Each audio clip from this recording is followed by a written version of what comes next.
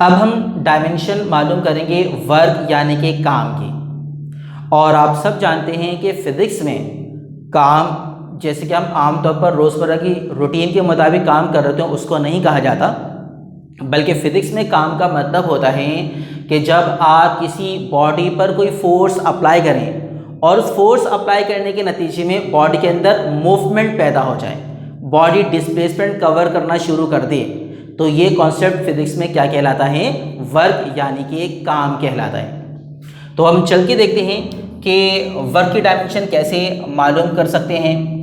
चूँकि वर्क के अंदर दो चीज़ें हैं, आपने किसी बॉडी पर फोर्स अप्लाई की और फोर्स अप्लाई करने के नतीजे में उस बॉडी ने कोई ना कोई डिस्प्लेसमेंट कवर किया। यही वजह है कि वर्क बेसिकली क्या हो गया? Force multiplied by displacement. तो हमने वर्क को लिख दिया है F इंटू एस। यहाँ पर ये जो मल्टीप्लाई का साइन है ये बेसिकली क्रॉस नहीं है, ये मल्टीप्लाई का ही साइन है। यानी कि दो तरह के जो प्रोडक्ट हम फिजिक्स में पढ़ते हैं, डॉट या क्रॉस, तो आपको ये कन्फ्यूजन नहीं होना चाहिए कि यहाँ पर ये क्रॉस प्रोडक्ट है, ऐसा नहीं है, ये सिंपल मल्टीप्लिकेशन मैंने अप्लाई किया है। F यहाँ पर क्या चीज़ है? फोर्स। तो सबसे पहले फोर्स का फॉर्मूला लिखते हैं, और हम थोड़ी देर पहले डिस्कस कर चुके हैं प्रीवियस लेक्चर में कि force is the product of mass and acceleration. तो यहाँ पर हम लिख देते हैं फोर्स की जगह पर mass into acceleration multiplied by displacement. m यहाँ पर मास हो गया, इसकी डायमेंशनल नेचर हमें मालूम है। a यहाँ पर एक्सीलरेशन है। पहले इसका फॉर्मूला सिंप्लीफाई करते हैं, उसके बाद देखेंगे आगे किस तरह से इसकी डायमेंशनल नेचर को लिखा जाए। और s के बारे में भी आप ऑलरेडी जान चुके हैं कि ये डिस्प्लेसमेंट है और इसकी डायमेंशनल नेचर भी हमें पता है।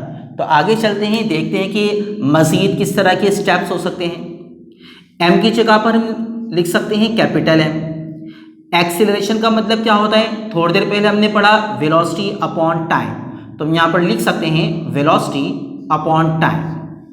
अगर आपको डायरेक्टली इसकी डायमेंशन लिखने में कोई दुश्वारी नहीं होती एक्सीलरेशन की, तो आप यहाँ पर डायरेक्ट इसकी डायमेंशन लिख सकते हैं। लेकिन चंद स्टूडेंट को प्रॉब्लम होता है, तो इसीलिए मैं यहाँ पर फॉर्मूले को सिंप्लीफाई करके तमाम स्टेप्स करके दिखा रहा हूँ।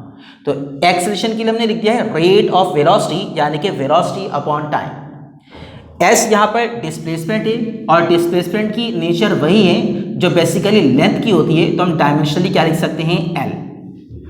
अब वर्क इक्वल्स मास की जगह पर हमने लिख दिया m। वेलोसिटी के फॉर्मूले को मज़ीद सिंप्लीफाई कर देते हैं, तो वेलोसिटी का फॉर्मूला क्या होता है? डिस्प्लेसमेंट अपॉन टाइम, डिवाइड में ये वाला टाइम आ गया और फिर l।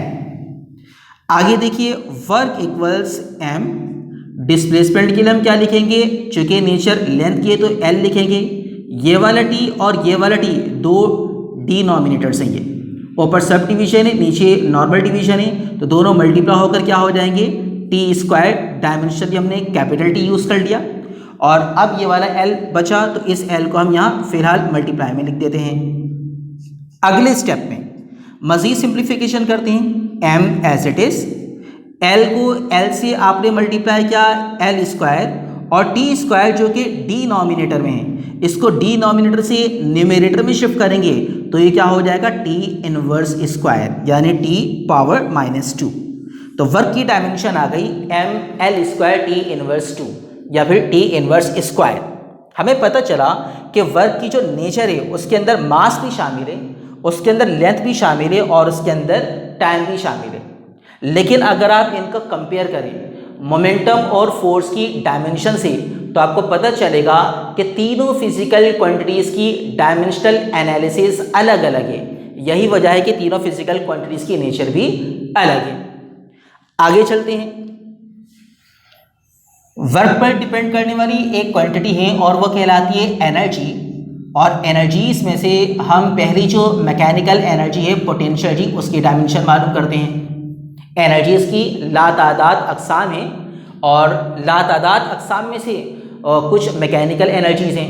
मैकेनिकल एनर्जीज़ में बुनियादी तौर पर दो तरह की एनर्जीज़ हैं, एक पोटेंशियल और एक काइनेटिक। तो हम पहले पोटेंशियल एनर्जी की डायमेंशन मालूम कर लेते हैं।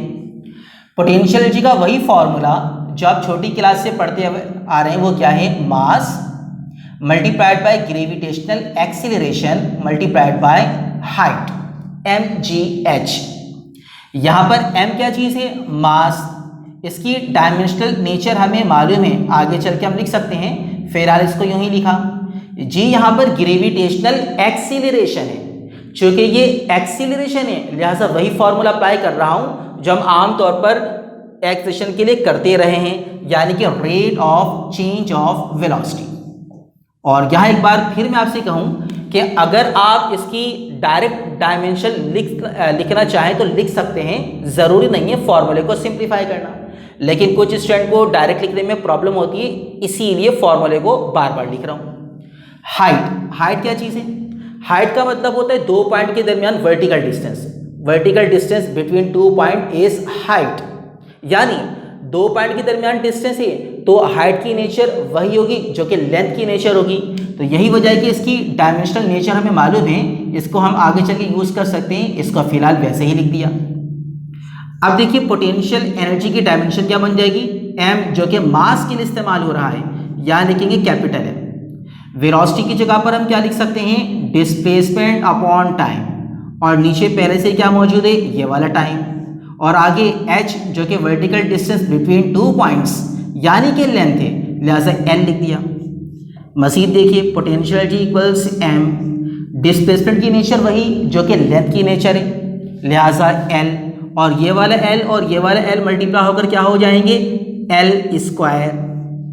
ये जो डिनोमिनेटर में दो t हैं, ये दोनों मिलकर टी स्क्वायर हो जाएंगे, तो डायमेंशनली हम क्या लिख सकते हैं? Capital T. अब टी स्क्वायर को नीचे से ऊपर की तरफ शिफ्ट कर दीजिए, तो पोटेंशियल एनर्जी की जो डायमेंशन बनकर आई वो क्या हो गई? ml स्क्वायर टी माइनस 2 या टी इनवर्स स्क्वायर। तो हमें पता चला कि पोटेंशियल एनर्जी के अंदर कौन कौन सी फंडामेंटल फिजिकल क्वांटिटीज शामिल है।